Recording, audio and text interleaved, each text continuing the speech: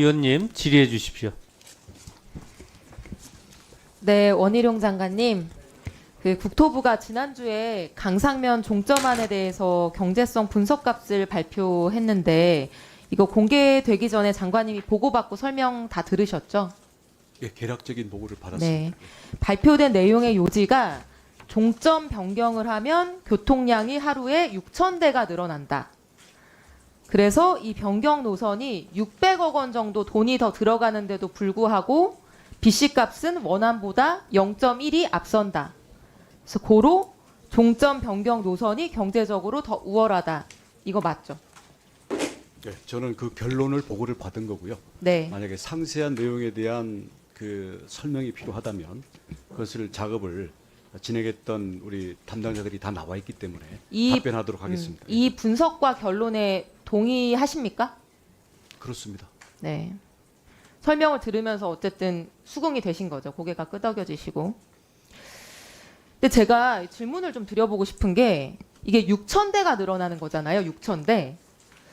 근데 장관님이 계속 말씀해 오신 게 원안 노선하고 변경 노선하고 종점이 차로 한 4분 거리, 한 7km 정도밖에 안 된다. 그래서 이 4분 거리 때문에 김건희 여사 일가가 굳이 사위 힘을 빌려서 종점을 옮겼겠느냐 이런 얘기들을 국민의힘 의원님들도 계속 해오셨었거든요. 그렇죠? 근데 제가 지난 목요일 발표 자료를 보면서 이런 생각이 들었어요. 양서면 종점일 때 이 고속도로를 안 타던 6,000대의 차량이 고작 4분 거리로 종점이 옮겨진다고 해서 갑자기 이 고속도로를 타게 된다. 이게 납득이 가능한 얘기라고 생각하시나요? 그런 질문은 가까이 좀 대고 네, 얘기해 주실래요? 도로 통행에 관한 전문적인 분석 경험을 갖고 있는 분들이 대답하는 게 좀 더 책임 있는 답변이 되리라고 생각합니다. 아이 장관님 동의하신다고 하셨고 분석에 고개가 끄덕여진다고 하셨잖아요. 이거를 용역사나 직원들한테 미루지 마시고 장관님께서 이 고속도로 종점 변경에 털끝 하나 문제가 없다. 계속 직접 말씀해 오셨고 거기에 대한 문제 제기 날파리 선동이기 때문에 백지화한다고까지 직접 말씀하셨기 때문에 이 문제, 이 결과, 이 분석의 방향에 대해서도 직접 이해하시고 판단하시고 직접 설명하시는 게 책임 있는 자세라고 생각을 합니다. 이게 납득 가능한 일입니까? 장관은 제가 전문 지식이나 이 시뮬레이션을 직접 담당하는 사람이 아니라 아니 그에 그럼 대한 전문 지식도 없이 왜 그 일타 강사는 왜 하셨어요? 그에 대한 이 절차와 이 일을 하는 사람들에 대한 신뢰성을 제가 감독 관리하는 자리이기 때문에 그래도 아는 그런 범위 점에서는 내에서 믿습니다. 답변을 해주시고요. 슬라이드를 좀 보여주시죠. 아시다시피 2번 슬라이드요. 이 고속도로 전체 구간 중에 서울에서 북광주 분기점까지 동일 노선이고 그 이후의 노선이 달라지는 겁니다. 근데 이 서울에서 북광주까지가 인구 밀집 지역들이고 여기가 전체 교통량의 70% 해당하는 구간입니다. 그 이후는 30%밖에 차지를 안 하는 구간이고요. 그럼 사람이 많이 사는 북광주까지 다 지나서 상수원 보호구역이라 개발도 안 되는 양평에 접어들어서 종점이 7km 바뀐다. 근데 전체 교통량이 22%, 6,000대면 22%가 늘어나는 거거든요. 확 늘어난다. 이게 들리기에 상식적인 얘기로 들리시나요, 장관님? 이 분석값을 제시한 분이 아마 증인으로 채택돼 있는 걸로 알고 있습니다. 장관님, 그렇죠? 아까 예. 설명 들으셨고 이거 보고 받으셨고 동의하신다고 하셨잖아요. 저는 이거 10분간 설명 들으면서 이게 탁 막혀서 이게 어떻게 가능하지 이런 생각이 들던데 그런 생각이 전혀 안 드셨나요? 이 분석을 행한 전문가가 증인으로 자꾸 나와 있다고 전문가 했지 얘기하시니까 알겠습니다. 다음 아직 넘기지 마시고요. 잠깐만요. 장관님 목소리가 뭐? 작으니까요. 네. 마이크를 좀 바짝 대시고 답변하십시오. 네, 장관님. 이 서울 양평 고속도로가 2018년에는 예타 대상 사업에도 선정이 안 되고 떨어졌었잖아요.